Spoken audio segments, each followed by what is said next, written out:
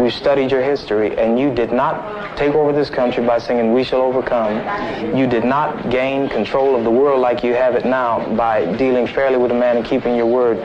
You're treaty breakers, you're liars, you're thieves, you rape entire continents and races of people. Then you wonder why these very people don't have any confidence or trust in you. Your religion means nothing. Your law is a farce, and we see it every day. You demonstrated it in Alabama, and I can say you because you're part of the whole system. You profit from it. In fact, you make your living from it. You couldn't walk around and talk to people, stand up in your pulpit on Sunday and preach nice little songs and say, now we're going to give thanks to the Lord for he is good and old Jesus be among us. As far as we're concerned, your Jesus is contaminated, just like everything else you tried to force upon us is contaminated. Well, so you can have him. And here's what I'll say. I wish you would follow Jesus like we followed him. Because if you did that, then we'd be in charge tomorrow.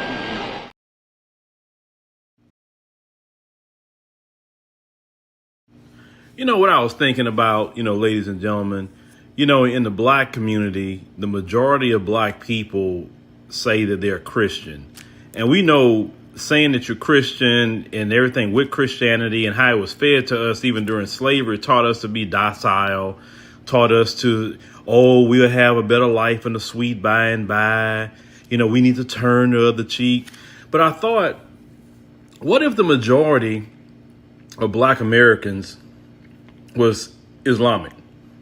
Because when you look at Islam, they don't believe in all that turn the other cheek. They believe in the law of retaliation. They believe in keeping their family structure real tight and together. Like if you look into like the principles of Islam, they have a very, very strict code about family and sticking together and whatever. I think if I had a choice to say what religion all black Americans would be, I say black Americans should have been Islam. This is the sacrifice, Ya Ikhwan, that we need to inspire our young children. As the jails are filling up with Muslims because our youth aren't inspired with the dawah that's coming out of the masjids. And they're more inspired by the hip-hop artists and the basketball players and the gangster movies people. That's the reality, Ya Ikhwan. Our youth are inspired not by us, but by somebody else because our dawah is weak, Ya Ikhwan. If that's not the case, Ya Ikhwan, go look in the jail and see the condition of the Muslim. Salaam Alaikum. Mr. Moderator, our distinguished guests, brothers and sisters, our friends and our enemies.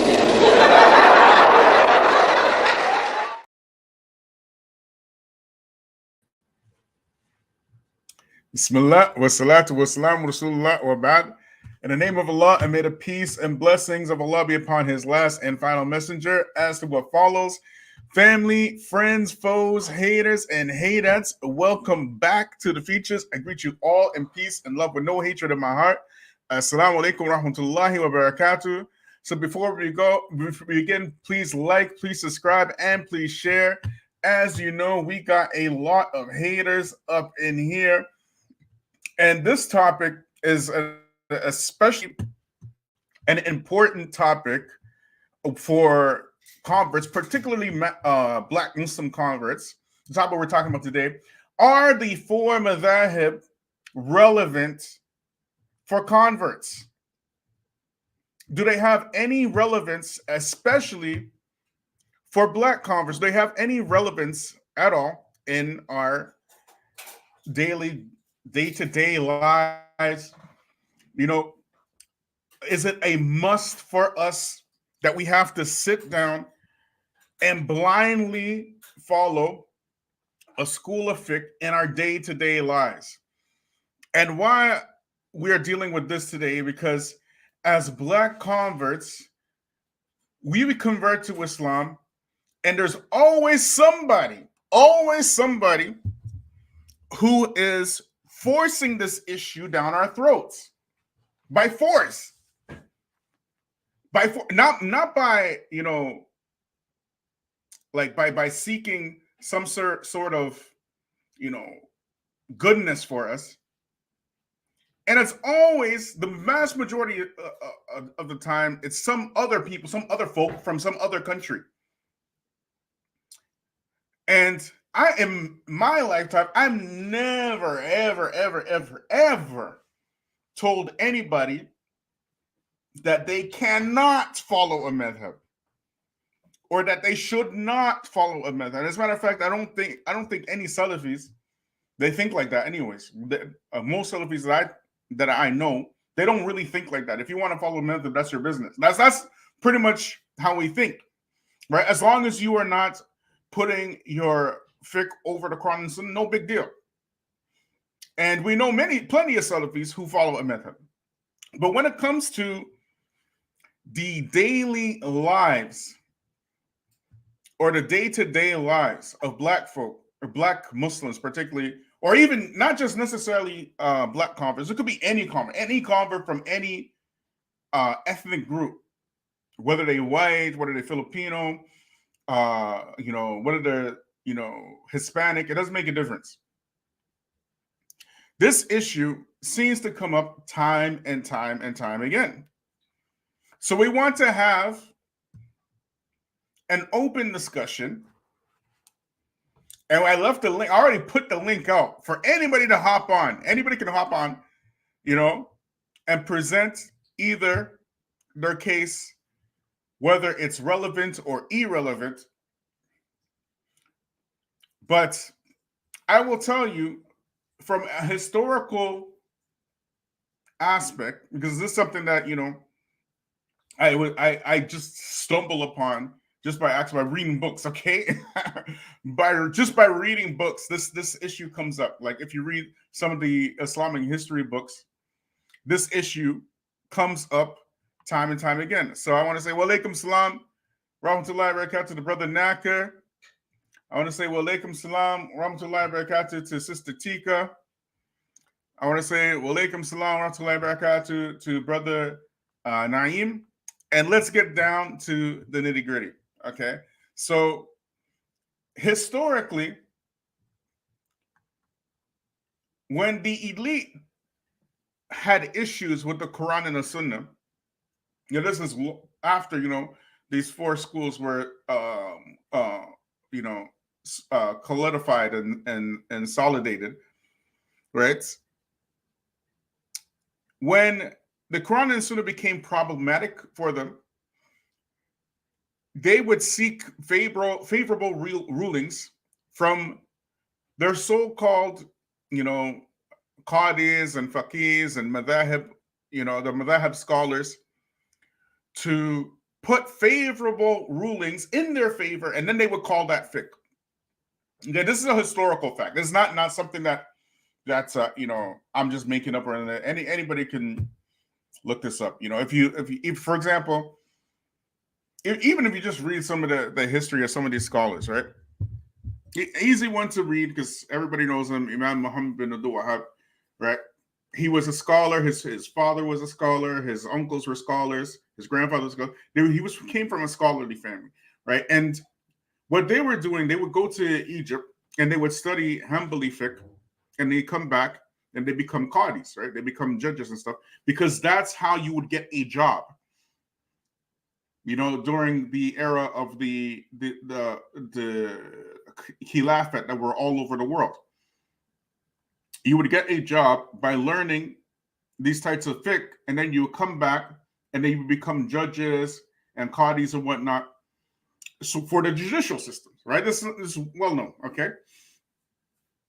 And many times throughout the Muslim world,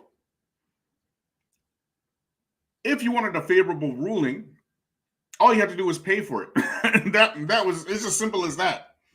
As simple as that. If you wanted a favorable ruling, you just had to pay for it.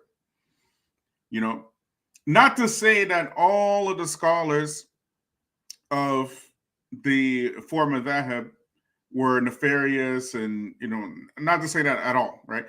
But what I'm saying here is that the judicial systems of these caliphates, whether it was it doesn't make a difference really, like the Abbasids or no, I can't really say. Well, yeah, you can say the later times of the Abbasids, but the Uthmani or the Ottomans, who else? The Fatimids, these type of people, right? The Mughals in India, whatever. they're building their systems based upon these 4 schools, right? It's a long historical thing to get when you get into the codification, and we don't really have time for that. But the point is that the fiqh itself, right, was used within the system and the framework of the judicial system of these Muslim empires. You get me? And so people would study these rulings and whatnot in order to get jobs and whatnot and deliver rulings for these Islamic empires, right? That's really the gist. I don't think anybody would disagree, whether you're for a madhab or against it. This is just his history, right? We're not talking about like something that's weird here, okay? And so many books were written in fiqh, you know, and I can see some of these kind of like today, yeah, much like today. Yes, where you see, for example, in the judicial system in the West, right? In the judicial system in the West, how is it codified? It's codified through many people writing books and whatever, and you know, reinterpreting the laws and these type of things, and it's getting solidified and all, you know, this is how it's done, right? So it's done like this in the Muslim world. Okay, it was done the same way. It was done the same. I don't think anybody would disagree with that. Okay, okay, we're not talking, it's like case law. You can say case law. You know, that's how they were solidified and whatnot. And of course, when you're in the judicial system, there's going to be corruption. Do you get me? There's going to be corruption. There has to be corruption because you're talking about, you know, men codifying a judicial system. So of course there'll be corruption, right? When whoever pays the piper names the tune, you know? So at any rate, after the fall of the Ottoman Empire, what you see now is for the first time in Islamic history, the Muslim world is divvied up into countries, different countries here and there, right? And essentially, all these Muslim countries work for their new paymasters in Europe, right? So is anybody disagreeing with this so far? Okay. Am I saying anything strange? I don't think anybody would recognize this as strange or weird or whatever. Okay. I don't think anybody would say that. So now you have a situation where some of the Ottoman territories, Ottoman territories, they became communist or socialist, like Albania, for example. Albania is a big example. Sheikh Albani from Albania. They became communist. The Bosnian region, they became communist. Even Turkey itself became remember, this is the hub of the Ottoman Empire. They became ultra secular, so much so that for a time they illegalized hijab in Turkey. Okay? In Turkey. So, one second. Yeah, we're not doing the trolling thing, right? If you're going to have a serious comment, no problem, right? But don't come here and then start like putting a million comments that are not even dealing with the issue at hand, okay? So anyways, in Turkey now, they became ultra secular. They banned the fez, right? They banned it. You know, the fez, like that round no brim hat that they wore in Turkey. They banned that. Okay. They banned the cultural clothing of Turkey, of the Turks, and they began ordering their people to wear like the Western type clothing, right? The Western, like the suits and ties and whatnot. Okay, in Albania, they're forcing the imams to call the adhan in Albanian and not Arabic. Okay, in what other countries were Romania? Romania, they did some things there too. Now Romania is not even a Muslim country at all, right? You have the Bosnian region, okay, and we've seen what happened there. But the main point is that at this time, nobody was tripping about these fiqh issues. Nobody was tripping about that because the whole Muslim world just got divvied up. And whatever region that you were in those times, it didn't make a difference what fiqh you were following. You were a colony. And your resources were going to somewhere in Europe.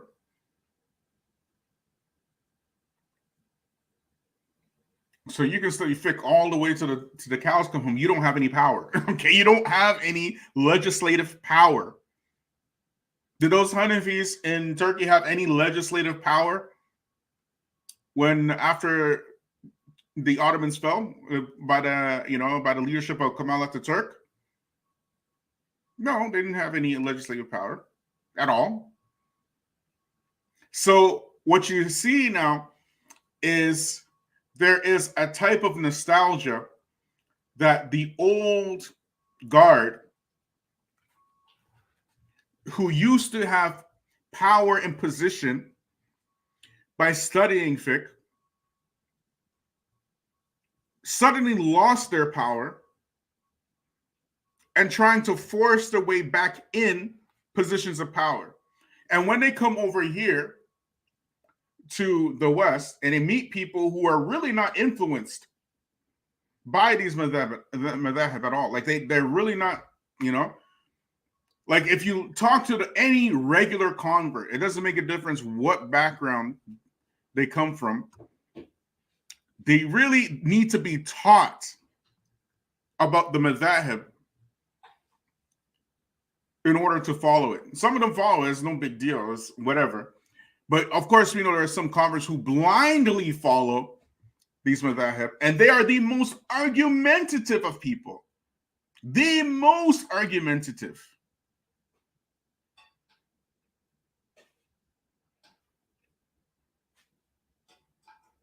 And they will always find ways to prevent people who want to follow Quran and Hadith to stop following Quran and Hadith. That's what they always do that. And it's never the opposite. Like I never told anybody don't follow a madhab. Right? I always say the same thing. If you want to follow anything, no big deal. Just don't contradict the Quran and the Sunnah. That's it. But these guys, because of fanaticism, they make the madhab equal to the Quran and the Sunnah. They put them on the same level, like as revelation, it's like no different. So because they make this equation, they become fanatics towards the madhab, and they try to force you they try to force feed you the madhab as well. You understand? For example, let's say, you want to learn how to make salat, right? You want to just make salat, right? And you come across a fiqh book. It could be a Maliki fiqh book or a Hanafi fiqh book or whatever. And you're learning how, you're just new convert, you're learning how to make salat from that fiqh book. Right? So this actually happened to me when I first became Muslim, right? Somebody gave me a fiqh book. It was a Maliki fiqh book. And they were playing with their hands by their sides like this. And the pictures were in the book. And I was thinking to myself, because I was learning, this is looking kind of strange. Right? I was thinking that in my head. It's like looking kind of strange. So I just start praying with my hands to my side. And then some brother said, you should put your hands like this. I'm like, okay. Because you, at that point, what are you? You're going to be blind following anyways. You're going to be blind following anyways. So, but after your evolution as a convert, there comes a point where you have to seek the knowledge and know what is correct and what's not. Because putting your hands by the side, putting your hands on your navel, and putting your hands across your chest and whatnot, they're not the same positions at all, right? For a salat, just for the salat, okay? But who is bringing the confusion? If there's a hadith that shows you where to put your hands, are we following the hadith or are we following the madhab at this point?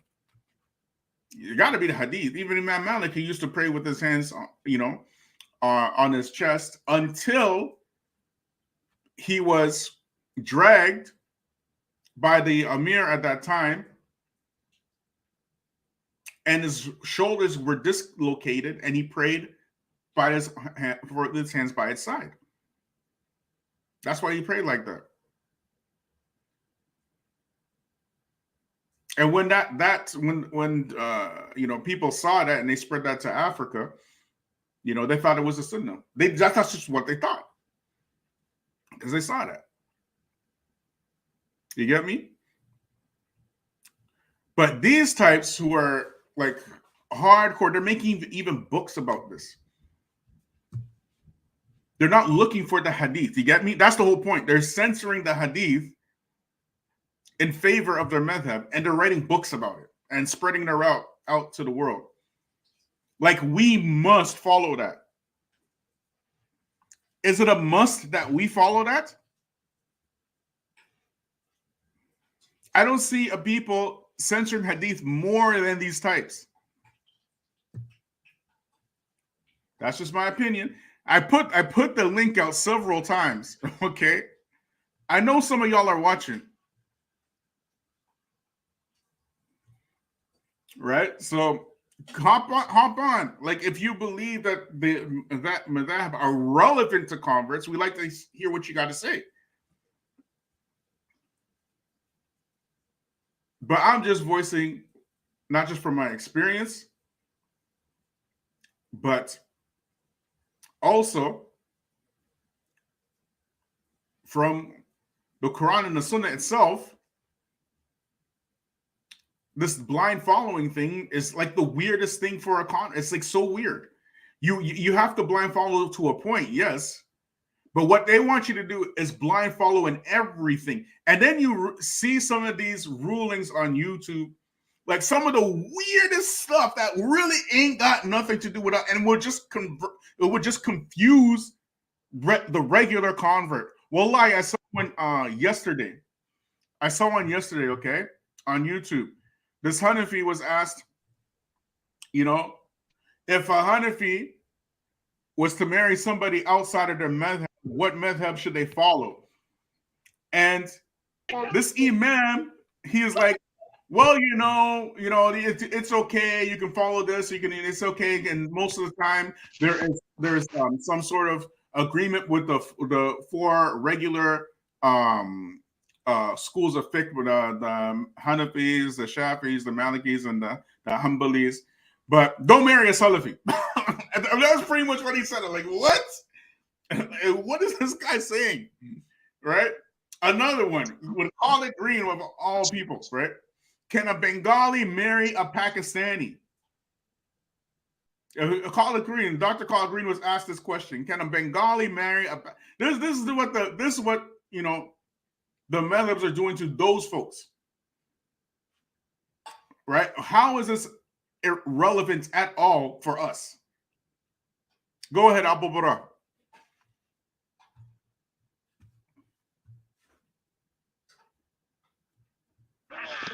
Salaam Alaikum. I'm just trying to get myself a little bit ready. Walaikum salam. Go ahead, bro. So, related to converts, I heard a lot of what you were saying about the method is irrelevant to the converts, despite some historical things in the past of differing. So, yes, it's the method is irrelevant for us when it comes to a academic understanding of Islam when it comes to Labu Al, right? From those who are taking the positions of imams, those who are in positions of dawah.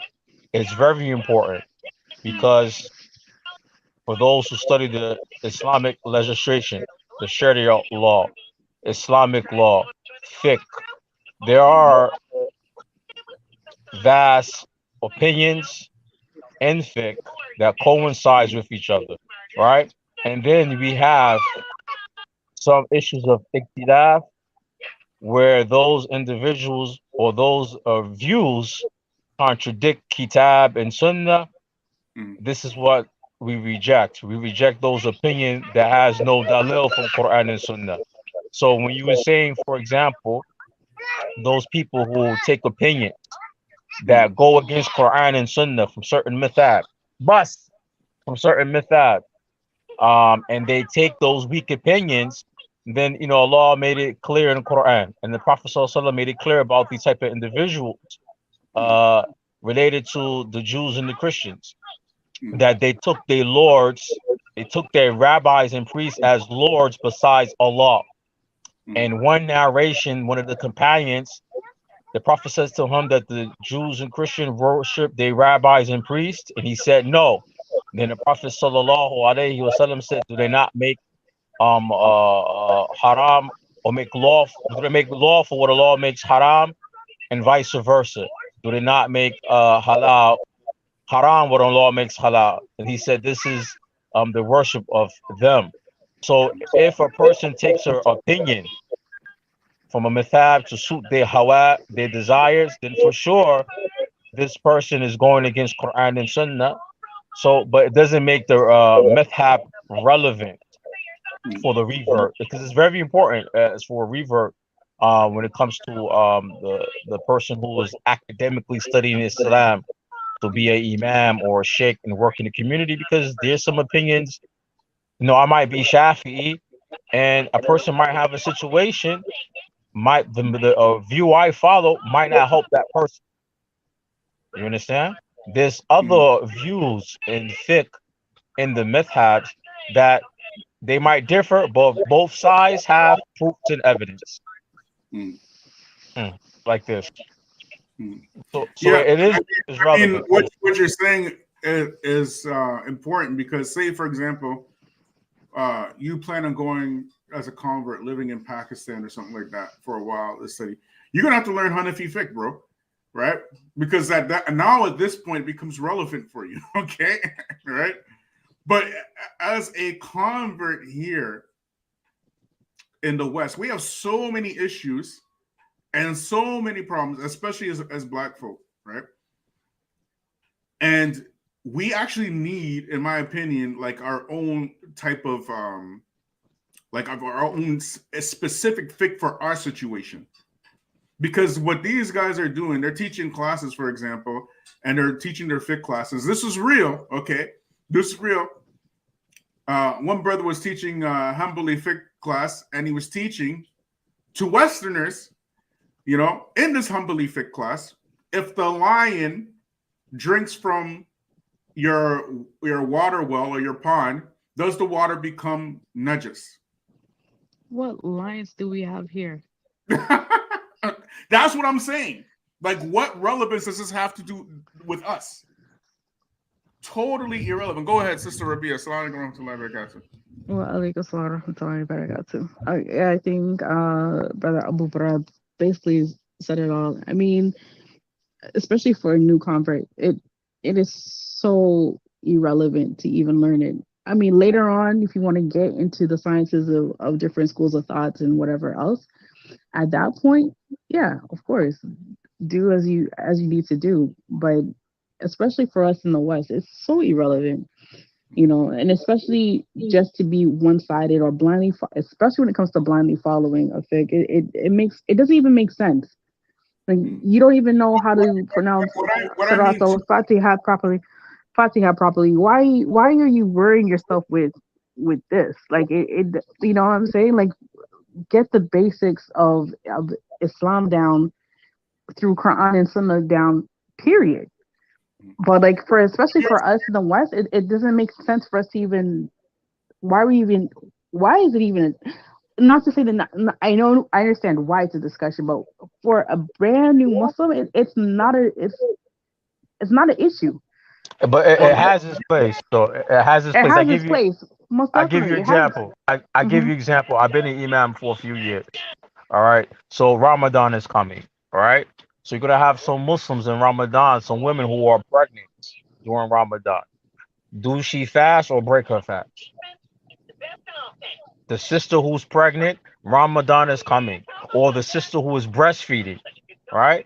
And she's scared about maybe if she fasts, she might lose some breast milk for the baby. Should she fast or not? So in the fiqh, you're gonna get different opinions, but both opinions are based. To have its evidence is based on Quran and Sunnah, based on the situation. One scholar might differ, for example, related to the woman breastfeeding. One scholar should say that she should make up the fat. Another opinion is that somebody picks a kafara for her. She doesn't fast, but somebody has to pay on her behalf, meaning her husband, kafara, for example. Some scholar would say, like Sheikh bin Baz, no, she doesn't pay kafara. Rather yet, she should fast. And if she can't fast, she got to make up the days that she missed.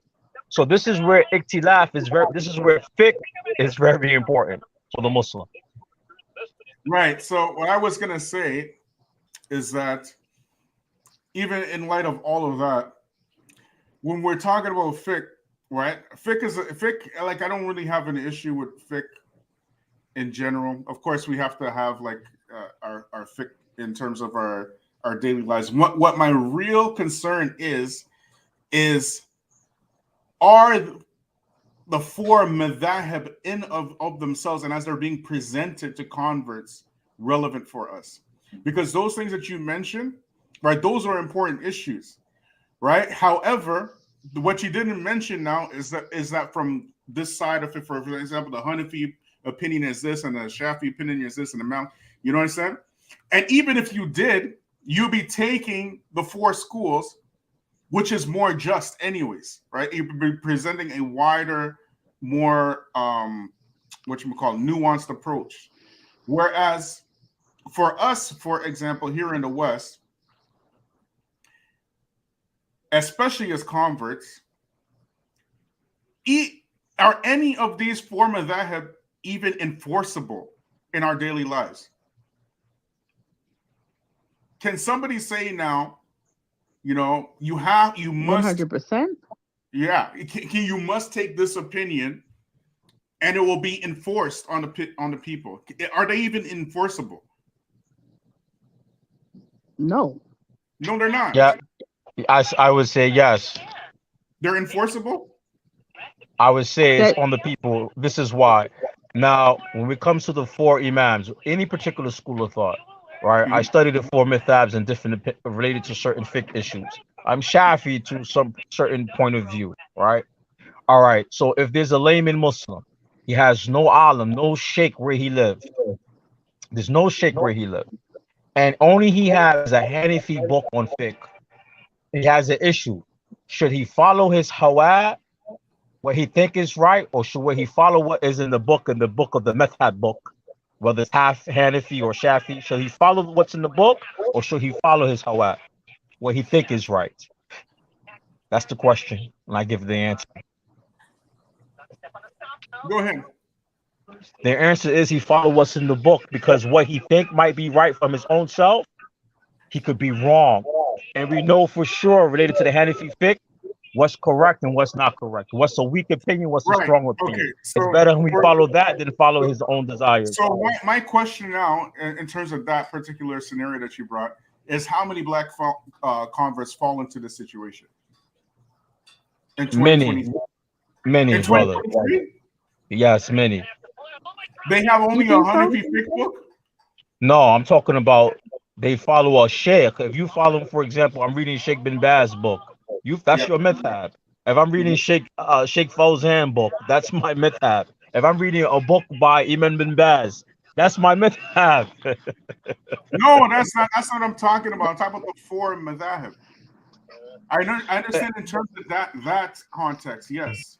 this scenario may have happened maybe 50 or 60 years ago when books are starting to get translated, right? Or from these fiqh books. But in 2023, when we have the internet, we have the there's books so many available. ways to get information. Like Yeah. the world is a small place now. It's not like before where we But didn't Allah have the didn't books say and that. we didn't But there's a have. rule in you. I There's a I rule don't in your see Hold on, message. let me finish. Let me I don't finish. see that scenario as like a realistic scenario in our time in the West. That's what I'm saying. That's my whole point. Like, I don't know anybody who would fall into that situation in 2023 where they only have access to a Shafi fiqh book or a Maliki fiqh book that's the only access they have, period. Right? That may have happened 20 or so not even 20, like maybe 40 No, about 20 years. Yeah. So That did I have a question? Did anybody here read Bulugh al-Maram? Yeah, I've read it. Yes. Do you follow, if you need to learn about Salat, do you take reference from that book? No, I go to Sheikh Albani's book. All right. Well, that would be your madhab. If I take from Bulugh al-Maram, right, how to make Salat. Yeah, well, I understand this point, but my point is that's Shafi fiqh. Yeah, my day. point is from the four madhab. I know what you're saying. Because at that point you're making taqleed, right? Because you're taking from that book. You're a muqallid. You don't have the knowledge, so you're basically following your sheikh. In my situation, that would be Sheikh Albani. I get that, right? Because I'm dependent on his knowledge to teach me how to make salat, right? I understand that point. My point here, the whole point of this whole argument is not that. It's not that. You understand this, right? And most Salafis, we get that point, right? We understand what you're saying perfectly, very well, right? My point is that in terms of the Western convert experience in 2023, right? These four madhahib that are consistently being forced down our throats, are they even relevant for us in 2023? That's my question, right? Yes. This is why I say they're relevant. Is it relevant for us as converts to learn one over the other? Yeah, no. like this. You understand? Yeah. You understand? So what you're saying is actually what I'm saying, right? That the knowledge now is vast and it's available, and you're going to follow somebody anyways. You understand? And on top of that, when your opinion is corrected by Quran and the Sunnah, then you take that opinion, right? But in terms of for the convert now that he must be a Hanafi in friggin' New York, like what? You know what is you talking about? That's my question. Reactionary. Salaam Alaikum. Alaikum salam wa rahmatullah. I agree with you, brother. I don't see any point for a madhab living in New York. Yeah. Abu Bara convince us otherwise? I'm from New York. So if I go to a Desi Masjid, they are Hanafi. If I go to an Egyptian masjid, that's not addressing the point. You're talking about going to these ethnic masjids. We're talking about the situation of a New Yorker becoming a Muslim. What value does he get in following a madhab? He follow ones, you just don't know it. Do you say Ameen out loud to yourself when you in the salat, in the Jamaat? You follow the madhab, you just don't know you following the madhab. Listen, if you're not an alim, you're a muqallid. You're blind following somebody. And most likely everyone is a muqallid. You're blind following one of the opinions from the four madhabs. I'm telling you. Yeah, but he's not following one madhab exclusively, right?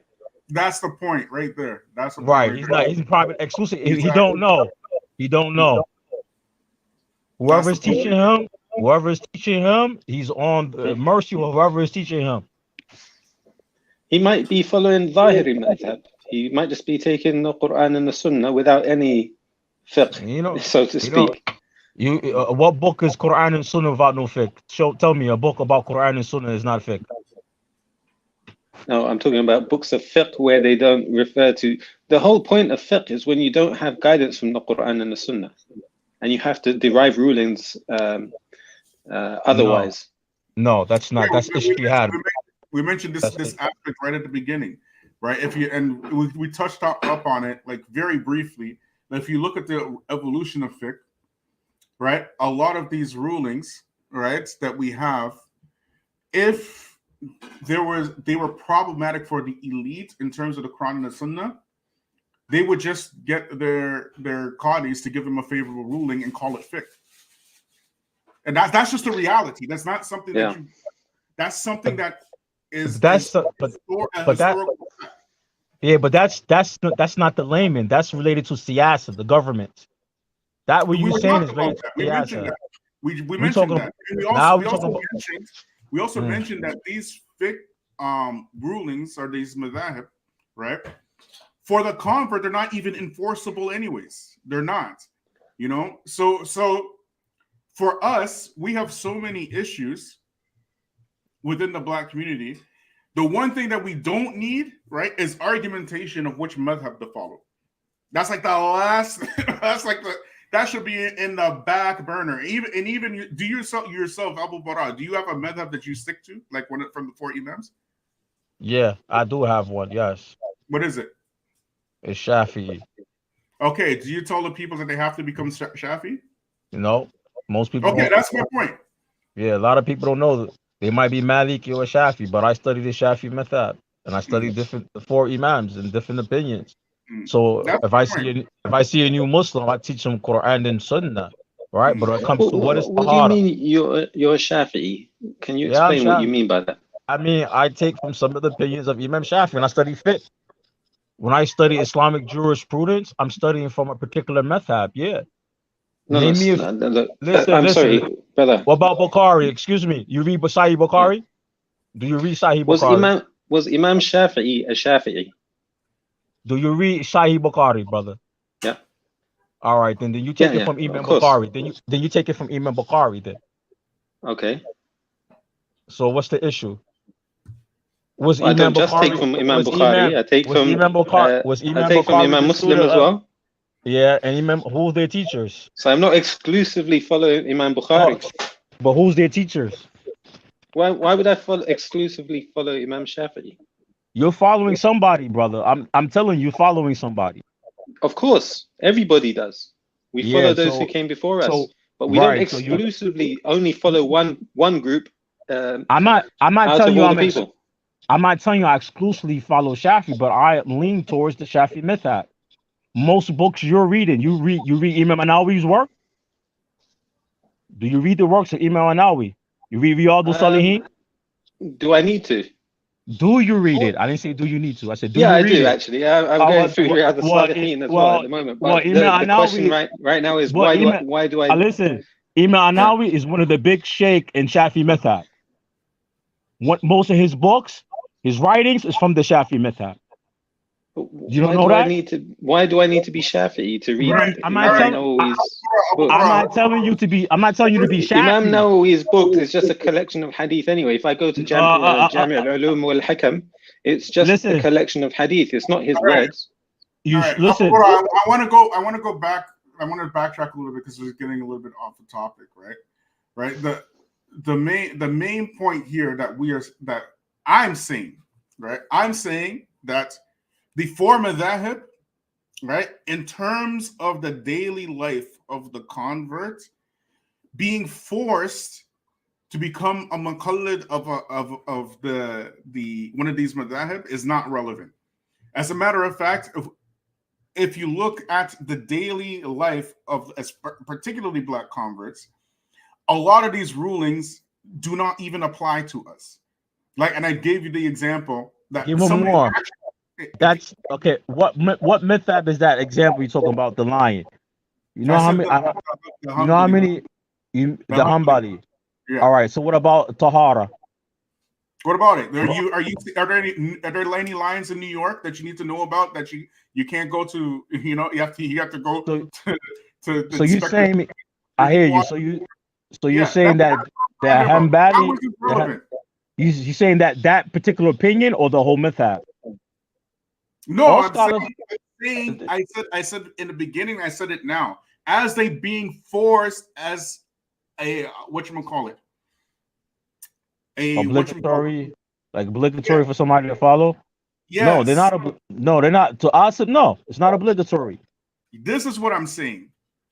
You know, I That's think the what I'm correct saying. And I've to always said asib. To asib, you mean like you're blindly following just this one a mithab? No, for yes, sure. and we said it right at the beginning. And most Salafis, they won't have an issue with people who are following a method. If you follow them, it's no big deal.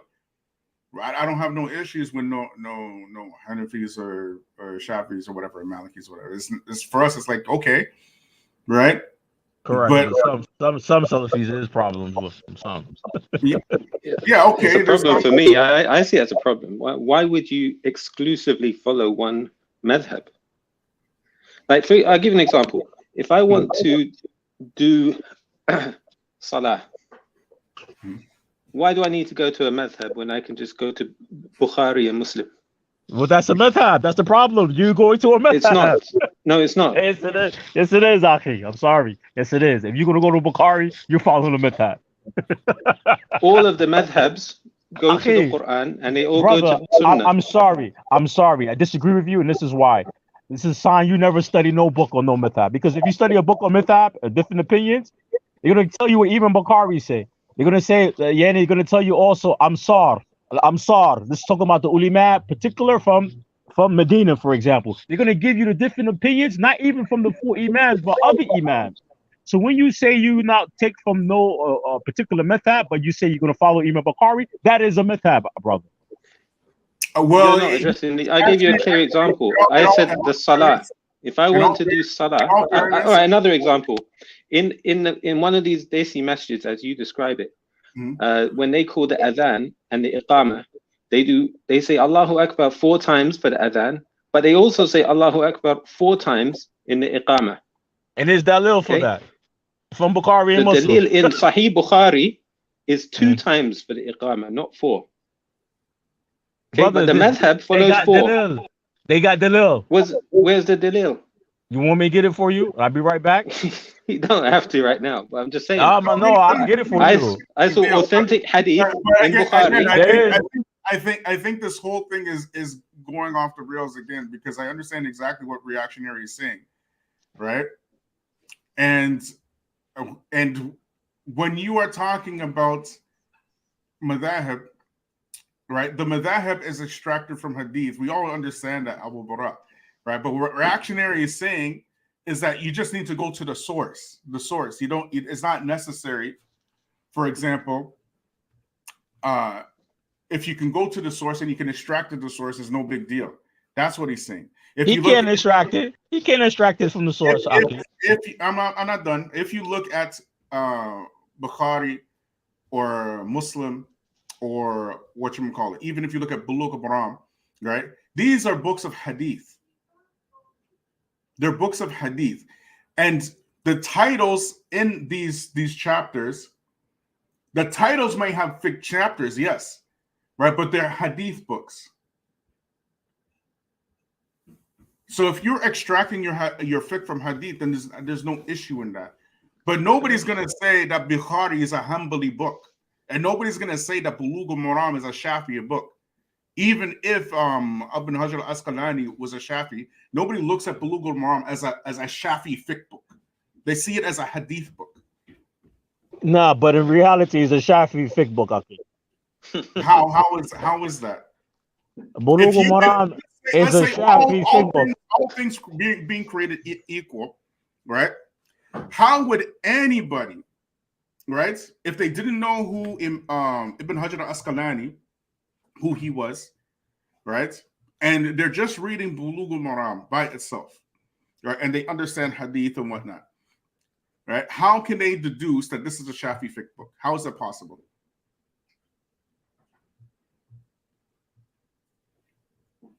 It's a Shafi fiqh book, Aki. Okay, that's your answer. Okay, bro. That's your answer? Okay, all right. But anyways, back to the main topic at hand, right? Is that converts in general are always being streamed and funneled down this rabbit hole, right? Where they must follow one of these fiqh madhahib, which were over centuries refined and structured for the judicial systems in their particular regions. That's what that was for, right? And then people will learn these fiqh madhahib in order to become the judges or the judiciaries within those particular regions. Okay, that was all that for. And then they turn around and say, and then when the fall of the Ottomans came, right, that's when you see now people who are seeing, not just from the convert community, but from the global community, how is how is studying fiqh even? I don't want to say studying fiqh, but I mean like studying in terms of blind following these madhahib. How is it even relevant in people's daily lives? Right? How is it relevant?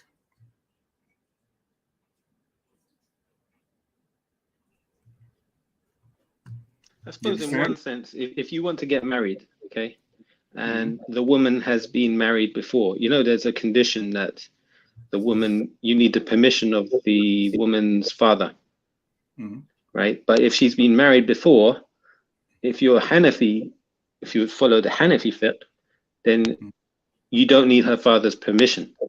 So but how is this relevant for the regular black convert though? That's relevant if you want to get married to a sister and she's been married before. But their proof is weak because the Prophet sallallahu alaihi wasallam said, "Thalatha marat." He said 3 times. There's no marriage budun wali. 3 times. Authentic. Yes, hadith. Abu Bara, exactly. But if you're arguing that it's okay to follow a madhab, then many people from the Desi background, they follow Hanafi fiqh. And but according to them, they don't have to get permission of the wali. I didn't say ta'asub though. I didn't say to blindly follow it. But we asked you straight up. We asked you straight up, Abu Bara, right? I said no. Maybe I couldn't hear me. I said no. To blindly follow one particular method, no. But no. What about this enforcement?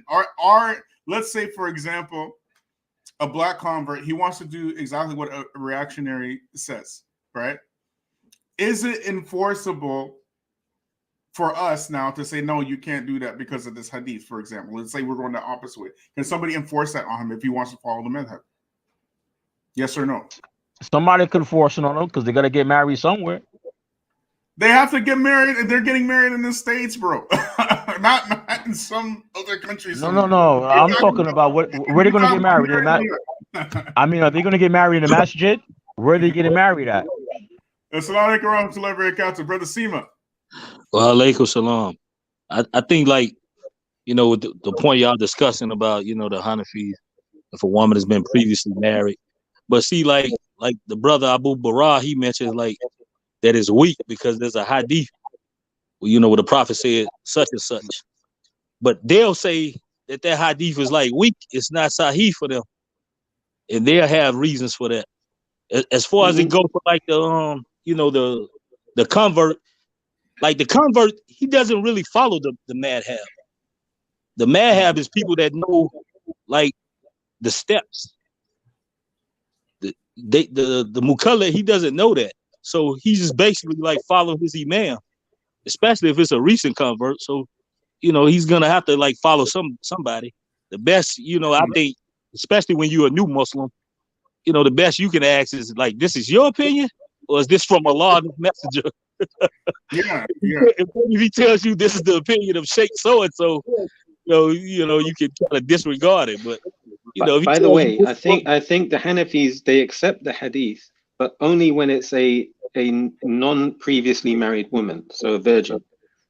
But they differentiate with whether it applies if the woman has previously been married. Okay, that's where they apply fiqh. Yeah, fiqh. That's what they try to do.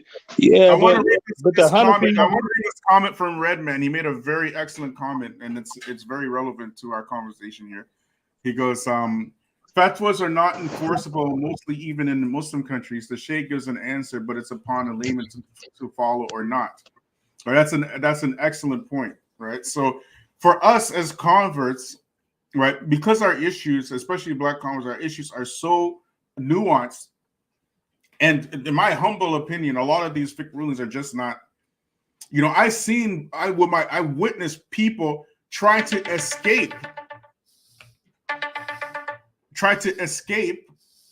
following fiqh rulings, or these madhab rulings, and they would just, how do they escape it? They just go to a different imam or different masjid. I've seen this with my own eyes, right? And that's not even from the convert community. So you can imagine the converts, right? If this was pre-Ottoman Empire, they wouldn't be able to do that. They would not be able to do that.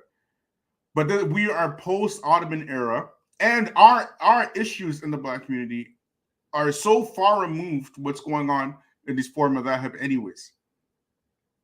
For the most part, like the way that these people are fanatics for the madhab, it's very far removed what we're going through here in the West. But go ahead, Seema. Go ahead and finish your point, and we'll wrap it up, inshallah. Yeah, I mean, what I was gonna say to the brother, he was mentioning about the Hanafis. The Hanafis, like a lot of like hadith, they like in their madhab, they don't accept it, even if the change seems to be, good. So that's why they have like different rulings, compared to the other people. I heard y'all speaking about the people like Ibn Hajar and this sort of thing. I don't think that a lot of the books that they wrote, especially his explanation of Bukhari, so I don't think these are like Shafi like thick books. But I think the problem come in, many of the hadith scholars, they work from the Shafi madhab. I think that might have some sort of effect on the way the brother Abu Bara, affecting him seeing them, being a Shafi fiqh book. They basically just like explain the hadith. I think this is like known from the Muslims that most of the big hadith scholars, they were Shafi. Even when you read books on ikhtilaf and fiqh, they give you these first three opinions: Abu Hanifa, Imam Malik, Imam Shafi'i, and then sometimes Ibn Hanbali. I asked one of my shaykh, why in these books on ikhtilaf and fiqh, they give only some of the Hanbali schools of thoughts opinion. My sheikh said to me, who's doctor, he said to me, because Hanbali madhab came at the end, so Abu Hanifa's madhab and Malik and Shafi was developed a little bit more before the Hanbali madhab came about or became famous.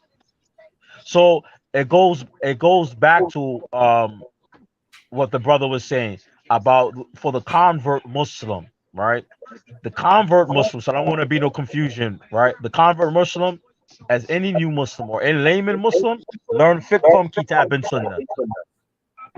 Kitab and Sunnah. You understand? Okay, so I'll let Reactionary get his last comment in there too, and then we'll wrap it up, inshallah.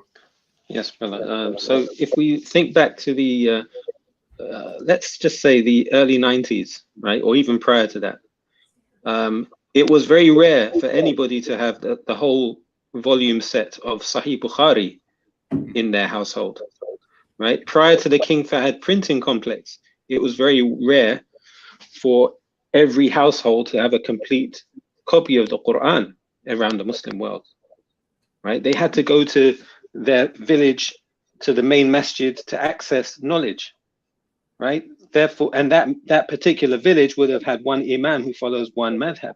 Today, everybody has access to hadith just through their mobile phone, to every hadith you can think of, right? You have a website called, I think it's called sunnah.com. It's got all the books of hadiths in Arabic and English. So the requirement to follow one madhab, it doesn't exist no more. There's no excuse for it. Listen, that particular speech of yours, this is the speech of the Muta'alim. This is what we title in the fiqh, Okay, or relax, Muta'alim. That's what that is.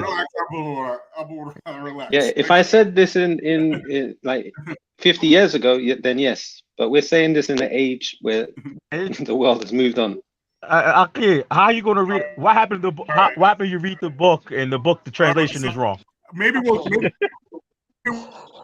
inshallah, right? I mean, I kind of agree. We appreciate the. Sorry, I have to mute you guys because I have to bounce. Okay. I want to thank you guys for participating, right? But inshallah, we'll do it again because I think this conversation, I think people are really interested in it, and I see a lot of comments in the comment section. A lot of brothers participate. I want to thank the brothers for participating, right? Jazakumullah khair, right? And may Allah reward you. But if I can just say this real quick, Aki, I mean, I agree with you and the brother Abu Bara, like, you know, because you're making it part of the religion. So I can't say like it's like far. That's like Allah speaking. Like you can't say it's far for somebody to follow one of these madhabs. Yeah, you know, I don't find any proof in Quran for that. That's very strange, right?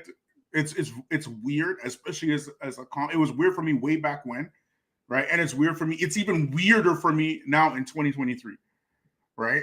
It's even weirder because information is available, right? So why would you restrict yourself? It don't make any sense to me at all. I don't see any reason at all to restrict yourself, especially when blind following, even in the Quran, Allah mentions about blind following in the Quran, and he disparages it in the Quran itself, right? And it's not permissible to blind and like for example, I'll read some of the statements before you go, right? This is the book. The Prophet's Prayer Described by Sheikh Al-Albani, rahimahullah, and he's reading from Imam. He's getting some statements from Imam Abu Hanifa, Imam Malik, okay, Imam Shafi, right? And he says here in his book, Imam Hanifa, for example, he says, when a hadith is authentic, then it is my madhab. Authentically related from Imam Abu Hanifa. Abu Hanifa also said, it is unlawful for any person to accept my view without knowing the source or from where we got it. That's Abu Hanifa saying this, right? He says, Imam Malik, rahimahullah, he says, I am a human. I say things that are correct and I err. Thus, investigate my view. All that which confirms the Quran and the Sunnah, accept it. All that which does not confirm the Quran and Sunnah, reject it. Imam Malik saying this. Alhamdulillah. You know what I'm saying? So if we are saying what these imams are saying, right? And especially in 2023, when we have we're in the age of information, then how is it that somebody restricts themselves to following an imam that is not the Prophet say something? You know, so I'm going to leave it at that. Jazakallah khair. Thanks for everybody for participating. We'll probably do it again, inshallah, because I could see a lot of interest in this topic, right? So, subhanaka wa bihamdika ashhadu an la ilaha illa anta wa astaghfiruka wa atubu ilaik. Assalamu alaikum wa rahmatullahi